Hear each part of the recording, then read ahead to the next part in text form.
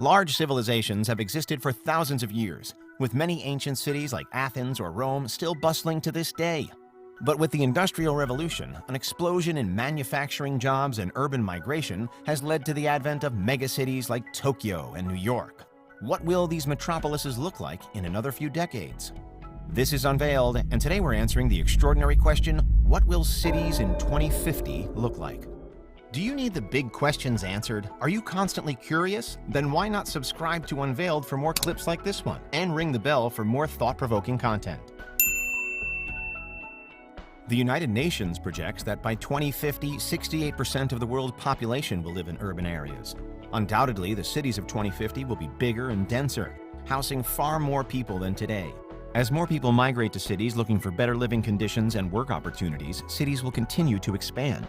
Some major cities, like London, have a long history of consuming small towns and outlying areas, and this is only going to continue around the world. Regardless of whether the future gets better or worse, the development of urban centers is going to be controlled by one thing: climate change. If climate change continues, we're going to see explosive growth in cities as some places become uninhabitable due to extreme heat or flooding. Islands are particularly vulnerable to changing sea levels. Much of the Bahamas, for example, might be underwater by the end of the century if sea ice continues to melt. Estimates suggest over 1 billion people could be displaced by climate change by 2050, meaning they'll become climate refugees. By and large, these people will find themselves in urban areas. Many major cities will find themselves underwater as well, however. Huge global cities like Bangkok, London, New Orleans, and even Shanghai will suffer severe and potentially permanent flooding. This will further increase the pressure on high-altitude, cooler cities to take people in. A city like La Paz, Bolivia's capital and the highest altitude capital in the world, might become a new global metropolis because of its distance from the sea and mild temperatures. In fact, many of the world's highest cities are in Bolivia and Peru thanks to the Andes Mountains, which could mean that the most influential cities in the future will be in South America. Though eventually all of the sea ice will melt and the volume of water will stabilize, temperatures will keep soaring if nothing is done. But climate catastrophe is not the only vision of the future.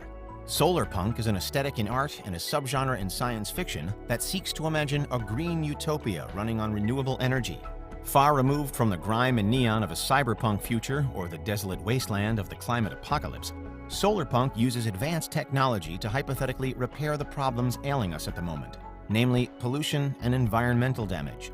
It's also not without basis. Much of the technology envisioned by solarpunk artists and writers certainly exists. You can regreen urban spaces successfully. You can build gardens and grow fruit in cities. Solar panels will someday be good enough to power the world. For decades, the technology that makes solar panels work, photovoltaic cells, has been simultaneously getting much better and much cheaper. Though the early 2020s has seen this reverse a little thanks to the global silicon shortage, the actual technology is going to get better each year. In fact, the price of PV cells dropped by 82% between 2010 and 2019.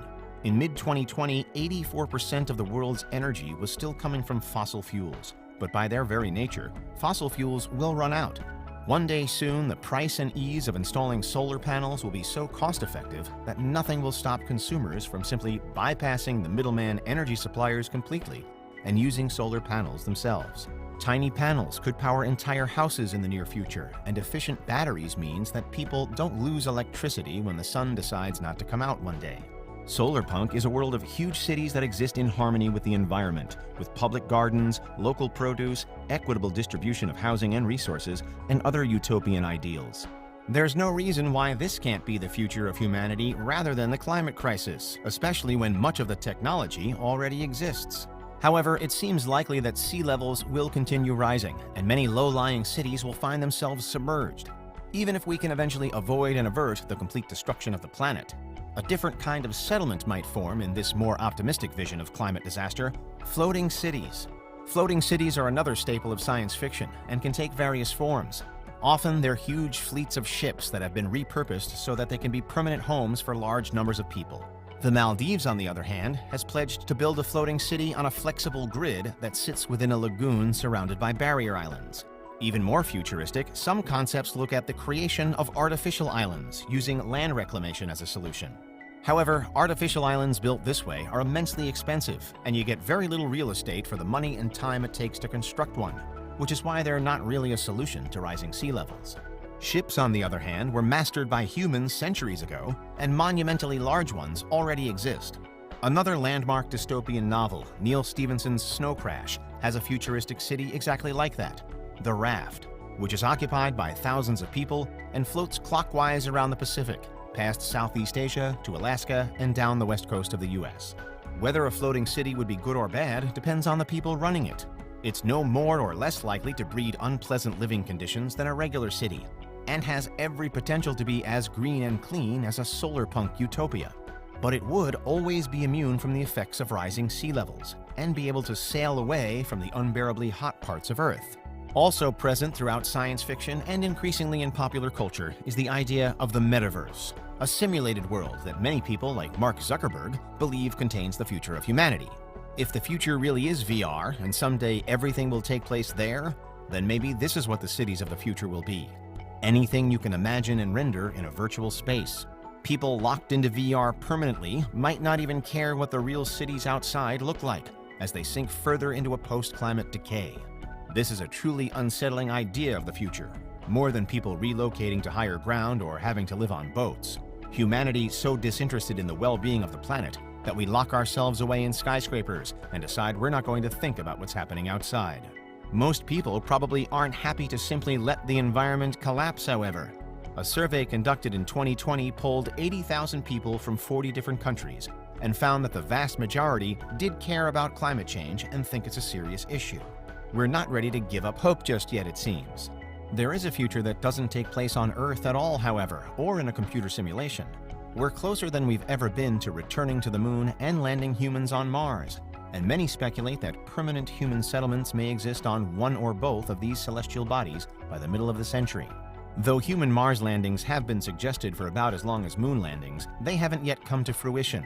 Currently, it's speculated that we're going to put people on Mars by 2030. However, even in the 60s, it was projected that our arrival on Mars was imminent, so take this date with a grain of salt. Only time will tell if space agencies and private industries are capable of stumping up the cash to send humans on the long journey to the red planet. Because of this, it is unfortunately doubtful that we'll see a Martian or lunar city by 2050, though we might well eventually. It's likely that a human presence could be established through a permanent or semi-permanent science base, but it's doubtful that anybody will be able to simply pack up their belongings and migrate to Mars to start a new life, romantic as the idea is. After all, it's a lot cheaper and faster to get to the moon, and there are more opportunities for mining, meaning that for-profit companies will get involved. Finally, we could build cities in Earth orbit, but this would likely be even harder than building one on the moon. At least on the moon, you don't need to generate artificial gravity. Ultimately, the future of humanity rests on one thing: how effectively we're able to stop or reverse climate change, if at all. It's up to us whether the metropolis of the 21st century is a dystopia or a utopia. And that's what cities could look like by 2050. What do you think? Is there anything we missed? Let us know in the comments. Check out these other clips from Unveiled, and make sure you subscribe and ring the bell for our latest content.